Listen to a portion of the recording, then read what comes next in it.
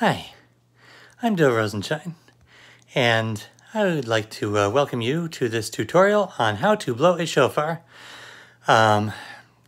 This year, it appears that that Rosh Hashanah, Yom Kippur, high holiday services all over the world are going to be either going remotely or happening in very sparse communities, and it appears as though there is going to be a higher demand for people who know how to blow shofar, either in their own private homes or for smaller minyanim out there.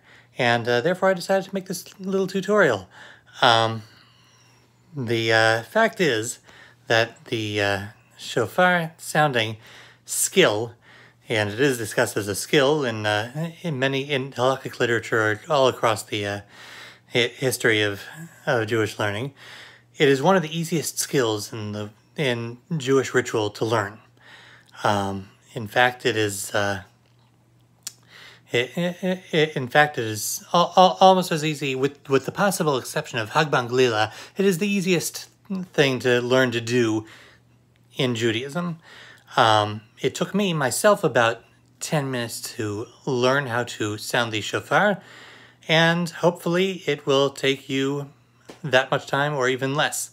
By the time we're done, I will advise you that you will be able to pause this video for as long as you need in order to master the skill, and continue going when you feel that you've mastered it. Okay, so my first introduction to shofar blowing was when I was about 13, and I was in the market for a flute. And I went to buy a flute, and the guy selling the flute, he was giving instructions on how to play the trumpet to one of the other customers in there. And it was also taking about 10 or 20 minutes. And I listened, and I went home, and I figured, by that technique, should one be able to easily learn to blow the shofar?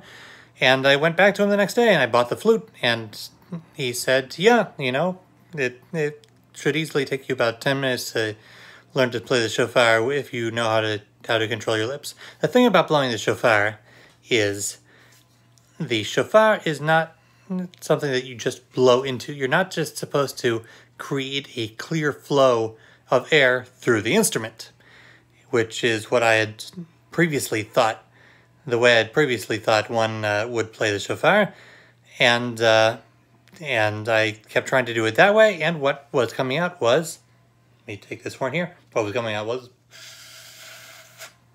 nothing, dead silence, except for maybe the sound of air blowing through the shofar.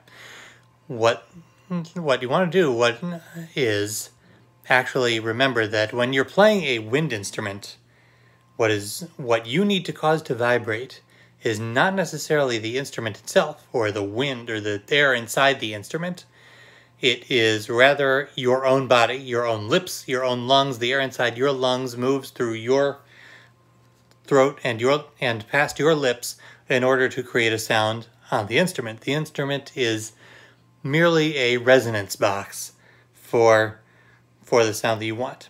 So what you want to do in order to play the shofar is just simply learn what is known in the music industry as a lip trill, or in the non-music industry as the Bronx cheer or blowing raspberries. It is simply you take your lips, you push it, and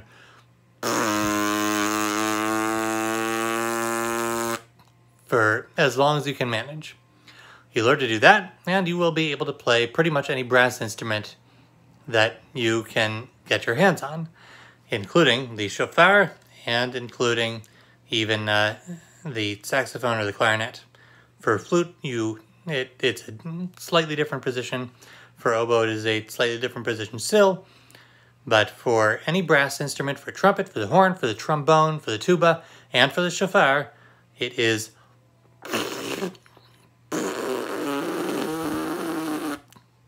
so you do that, and you do that right, and you will be able to sound the shofar. The technique of blowing the shofar rests on being able to do 3 different things with your lips once you've gotten them to vibrate quickly. So, once you've gotten to, once you have learned to do a proper lip trill, that is a simple, continuous sound. That is what is known as a tekiah. And that is the simplest sound in the world to make on a human-made instrument, and it's something that is very easy to learn. Now, on Rosh Hashanah, and in the days leading up to Rosh Hashanah, you want to be able to show that you have slightly more advanced musical skills than that. Blowing a tekiah is no real problem. But what happens when we try to divide the notes and divide our meters and divide our rhythms and divide our breath? So what you have there is, and those three blasts are what is known as a shvarim. And you can practice that with your lips too for a little while.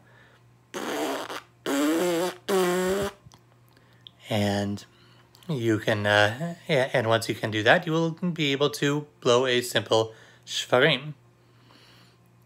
And the last thing is you want to be able to subdivide those shvarim even further. This is how we prove that we are human, that we can understand multiple levels of rhythms and multiple levels of meters, multiple levels of pitches, multiple levels of notes, and multiple levels of spirituality. And thus we have tekiah and shvarim, and the one further, which is the real mitzvah of Rosh Hashanah, the teruah, which there are two varieties of it that are blown regularly in synagogues throughout the world. You have the regular teruah, which is familiar to most of us. It has to be at least 9 separate blasts, but it is all done on one breath. Or you can do the Yemeni teruah, which is a little bit harder to do, but professional trumpeters will notice that, will be able to do it too.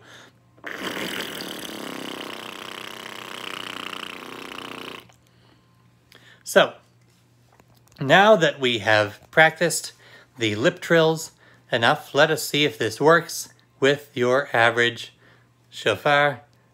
This shofar I got about 9 years ago.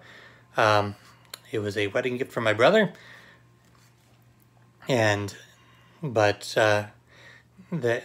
any ram's horn should be able to do. What you will do is you will place it not in the mouth, but by the lips, either in the front of the mouth or to the side of the mouth, which is how some non-professional trumpet players blow that. I prefer the regular central.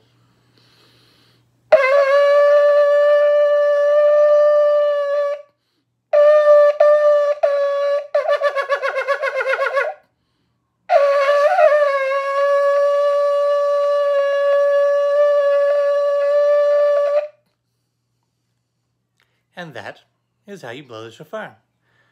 I am glad you watched this video, and I hope that you will have little trouble being able to hear a proper shofar blast on Rosh Hashanah, and that you have a blessed new year. Shana Tova, Umvorachat, Umutzlachat. Thank you.